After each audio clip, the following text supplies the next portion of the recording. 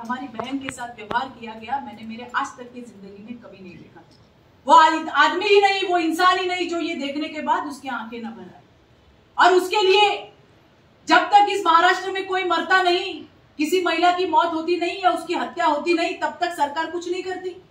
साकिनाका की केस हुई और पूरी सरकार जग गई। हाई लेवल मीटिंग्स बुलाई गई। दूसरे दिन मुंबई के सीपी ने एक सर्कुलर निकाला जिसमें 11 पॉइंट थे। 11वां पॉइंट बहुत महत्वपूर्ण है, जिसमें उन्होंने लिखा कि अभी मुंबईकरों की सुरक्षा के लिए हम रेलवे पुलिस की मदद लेंगे। नगराले साहब, रेलवे पुलिस की अपनी क्षमता 3800 है और 3800 है, वो बार बार मांग कर रहे हैं 2000 होमगार्ड दीजिए। कल मैंने होम मिनिस्टर साहब से पूछा, उन्होंने कहा चित्राताई हमने होमगार्ड्स दिए सिर्फ कागज पे, अभी तक नहीं दिख रहे, अभी तक नहीं दिख रहा है। जीआरपी के कमिश्नर से पूछ लीजिए। वही डोंबिवली, जहां पे एक 14 साल की बच्ची के साथ 33 दरिंदों ने जो दुष्कर्म किया, वहां की आबादी 12 लाख है और पुलिस है 140। गए 2.5 साल से वहां के लोक प्रतिनिधि सरकार से मांग कर रहे हैं कि हमारे यहाँ 2 पुलिस स्टेशन और दीजिए, लेकिन सरकार को कहां टाइम है, सरकार को कहां वक्त है लोगों के लिए कुछ करने का। आज तक वो 2 पुलिस स्टेशन दिए नहीं है। आप समझ सकते हैं कि 12 लाख आबादी को कंट्रोल करने का काम सिर्फ 140 पुलिस कर रहे हैं।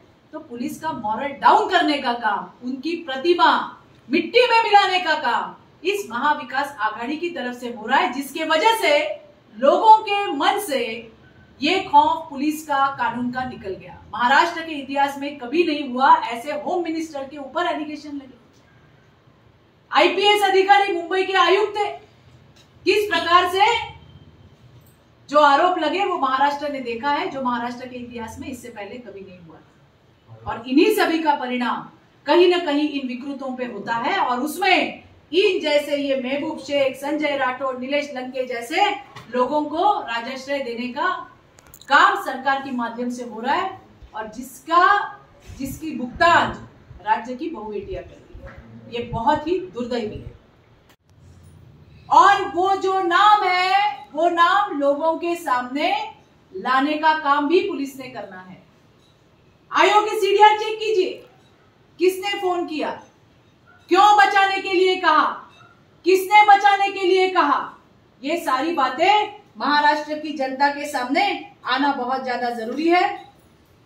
कोर्ट ने इसकी बहुत गंभीर दखल देते हुए एक बड़ा अच्छा यहाँ पे जो 31 नंबर का पॉइंट है वो लिखा है, a copy of this order shall be circulated to all the commissioners of police, range DIG, the district collectors and the district superintendents of police in the state of Maharashtra.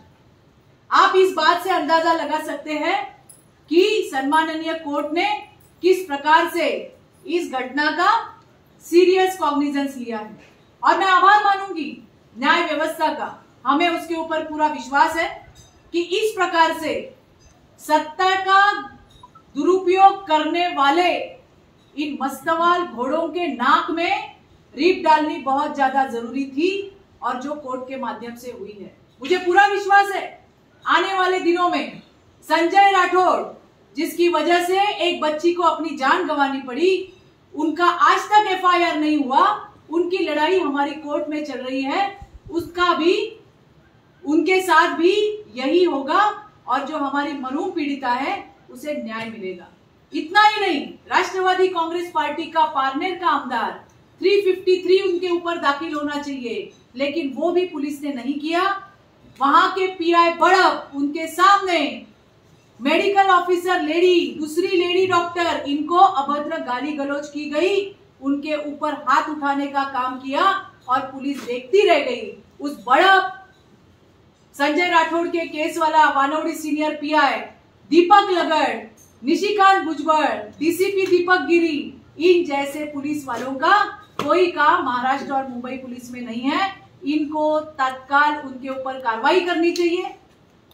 पिछली बार जो अधिवेशन हुआ उसमें विरोधी पक्ष भारतीय जनता पार्टी ने इस प्रकार की मांग की थी, लेकिन अभी तक सीनियर पीआई लगड़ को उसके ऊपर कोई कार्रवाई नहीं हुई।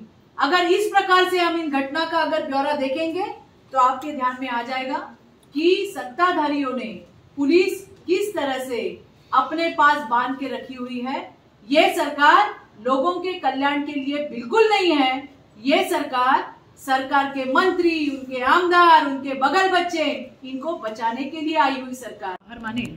कारण सत्तेच्या मस्तीमध्ये उधळलेले जे हे मस्तवाल घोडे होते, यांना कुठेतरी लगाम घालणं अतिशय गरजेचं होतं, यांना व्यसन घालणं त्या ठिकाणी गरजेचं होतं आणि ते काम सन्माननीय हायकोर्टने त्या ठिकाणी केले। त्यांचे मनापासूनचे आभार।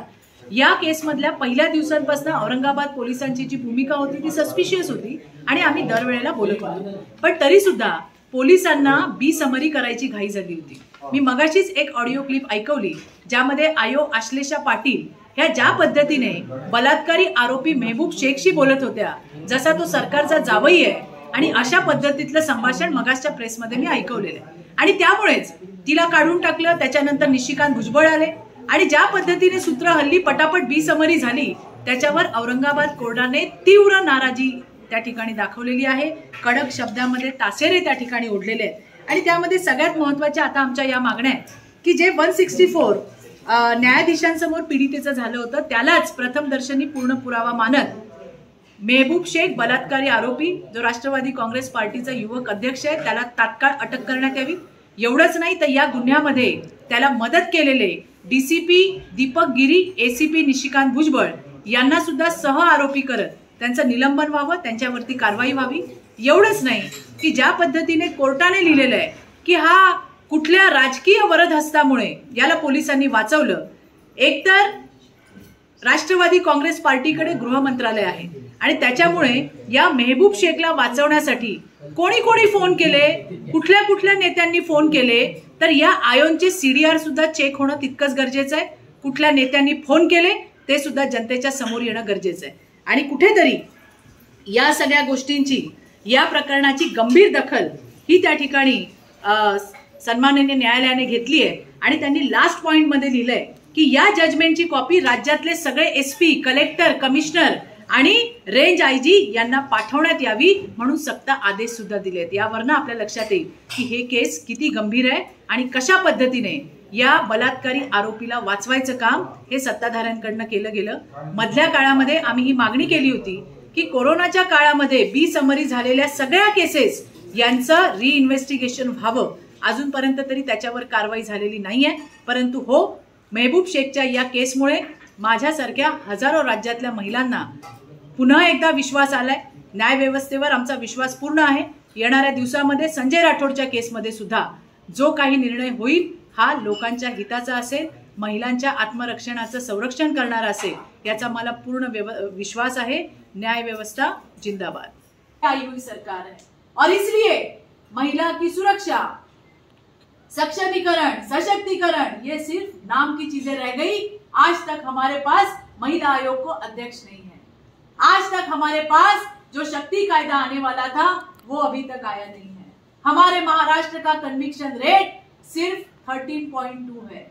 महाराष्ट्र में ट्रेंड चल रहा है कि जैसे कोई घटना होती है हमारे मुख्यमंत्री वहां पे बोल देते हैं केस अभी फास्ट ट्रैक में चलेगी। क्या मुख्यमंत्री महोदय आपको पता है कि फास्ट ट्रैक का क्या है? 1,60,312 केसेस आज तक फास्ट ट्रैक की पेंडिंग है। सरकार जो सिस्टम है वो हर चीज कर सकती है, पर उसके लिए सरकार की इच्छा शक्ति भी उतनी ही ज्यादा जरूरी होती है। दुर्दैव से ये कहना पड़ रहा है कि ये इच्छा शक्ति इस सरकार के पास नहीं है। हमने महिला अधिवेशन बुलाने की मांग की, क्या हमने गलत किया? हमने क्या गलत किया? आए दिन वहां पे घटनाएं घट रही है। 13.5 साल की बच्ची के साथ 14 दरिंदे, 6 साल की बच्ची, 2 व्हीलर से जाती हुई महिला को गाड़ी में रोक के उसे गाड़ी में ले जाके बलात्कार करना, महिला सरपंच के ऊपर हाथ उठाना, एक थाने जैसे बंबई से सटीक जो थाने शहर है वहां की जो उपायुक्त है ऑन ड्यूटी होते हुए उसकी उंगलियां काट दी गई। कल की हम देखेंगे जो डोंबिवली की घटना हुई, 14 साल की लड़की के साथ 33 दरिंदे, 8 साल की बच्ची के साथ दुष्कृत्य। महाबलेश्वर में हम देखेंगे तो एक छोटी बच्ची के साथ 11 लोगों का गैंगरेप, उसको बच्चा हुआ वो भी बेच देने का काम वहां पे किया। ये सारी घटनाएं घट रही है और अभी तक आपको नहीं लगता कि विशेष अधिवेशन की जरूरत है? सर्वज्ञानी संजय राउत कहते हैं कि जो विरोधक आते हैं राज्यपाल साहब आपने उनको थप्पड़ मारना चाहिए। मुझे बड़ा दुख होता है इतनी सारी घटना होने के बावजूद भी सरकार संवेदनशील नहीं है। मुझे सर्वज्ञानी संजय राउत जी से पूछना है, अभी थप्पड़ मारेंगे क्या सरकार को? है हिम्मत आप में? आपका तो काम सुबह दोपहर शाम एक ही है कि हमारे सरकार को कोई धोखा नहीं है, क्योंकि आपको जनता से कोई सरोकार नहीं है। आपको सिर्फ अपनी कुर्सियां बचानी है, अपनी सरकार बचानी है। कोई मरता है तो मरने दो, रेप होता है तो होने दो, गैंग रेप होता है तो होने दो, फास्ट ट्रैक में चलाएंगे, ऐसे बोल के टाइम निकालने का काम चल रहा है। और ये महाराष्ट्र के लिए बड़ी दुर्दैवी घटना है। मॅडम, एक डोंबिवलीच्या प्रकरणात काय प्रगती आहे? नाही, आपण बघितलं की कशा पद्धतीने महाराष्ट्राची मान शर्मेने खाली जाईल अशी घटना त्या ठिकाणी डोंबिवलीमध्ये घडली। आणि एका फक्त 14 वर्षाच्या मुलीसोबत जो काही प्रकार झालाय, जवळपास 33 आरोपी आहेत, त्याच्यातले 26 पकडले गेलेत अशी माहिती मला सकाळपर्यंत आहे। आणि पोलीस त्यांचं काम करतात, कदाचित आतापर्यंत आणखीनही पकडले जाऊ शकले असतील आणि अजून 10-15 जणांची नावं येण्याची शक्यता नाकारता येत नाही। राज्यामध्ये कायदा सुव्यवस्था, पोलिसांचा धाक हा प्रकार अजिबातच उरलेला नाहीये। 13.5 वर्षाच्या मुलीवर 14 जणांचा बलात्कार, महाबळेश्वर सारख्या ठिकाणी एका अल्पवयीन मुलीवरती 11 जणांचा बलात्कार, अल्पवयीन मुलगीची प्रसूती झाली, तिचं बाळ सुद्धा विकून टाकण्याचं काम या सगळ्या नराधमांनी त्या ठिकाणी केले। आणि अशा घटना रोज घडतात। म्हणजे काल मी डोंबिवलीहून ठाण्यात येईपर्यंत 8 वर्षाच्या मुलीवरती झालेला बलात्कार, या रोज घटना घडतात। पण कुठेतरी या सगळ्या गोष्टींनी तुमच्या एक लक्षात येईल की जो एक पोलिसांचा धाक असतो, एक भीती असते, ती कुठेतरी राहिलेली दिसत नाही। आणि याला कारण म्हणजे सरकारची भूमिका। प्रत्येक सरकारच्या कार्यकाळामध्ये असल्या घटना घडतात, पण सरकारच्या त्याच्यावरच्या भूमिका महत्त्वाच्या असतात। या ठिकाणी महाविकास आघाडी सरकार आल्यापासून आपण बघितलंय की या बलात्कारांना राजाश्रय देण्याचं, त्यांना वाचवण्याचं काम केलं जातंय। आणि त्याचीच परिणिती म्हणून कुठेतरी या रोज घडणाऱ्या घटनांत विकृतांना मनोबल द्यायचं काम होते।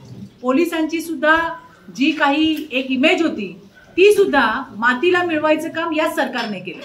आजपर्यंत महाराष्ट्राच्या इतिहासामध्ये गृहमंत्र्यावरती इतके गंभीर गुन्हे कधी लावले गेले नव्हते। आजपर्यंत महाराष्ट्राच्या इतिहासामध्ये IPS अधिकारी जे मुंबईचे पोलीस आयुक्त होतात आणि त्यांच्यासोबत झालेले त्यांनी जे काही केलेले आहेत गुन्हे किंवा त्यांच्यावरती असलेले आरोप, त्यांनी केलेले आरोप, या घटना कधीच घडल्या नव्हत्या। आणि त्यामुळेच कुठेतरी पोलीस दलाचं मनोबल खच्चीकरण काम करायचं हे या सरकारच्या माध्यमातून झाले। ज्या मानपाडा पोलीस स्टेशनच्या हद्दीमध्ये ही घटना झाली आहे तिथं 12 लाख लोकवस्ती आहे आणि मानपाडा पोलीस स्टेशनचं मनुष्यबळ अवघं 140 आहे। तिकडच्या लोकप्रतिनिधींनी वारंवार 2 पोलीस स्टेशन आमच्याकडे असावेत म्हणून मागणी केली, पण सरकारने त्याला सुद्धा वाटाण्याच्या अक्षता लावल्या।